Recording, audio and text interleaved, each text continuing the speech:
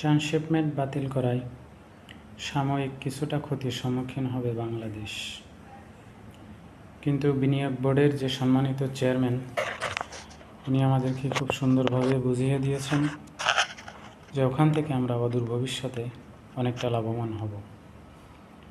আমরা যদি আমাদের পণ্যগুলো বাই এয়ার শিপমেন্ট করি, আমাদের এয়ারপোর্টগুলো আরও বেশি সচল হবে, আরও বেশি ফ্লাইট ওঠানামা করবে, তাতে আমাদেরই লাভ হবে।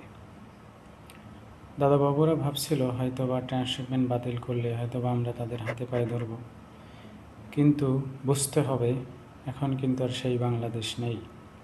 হাতে পায়ে ধরার দিন শেষ।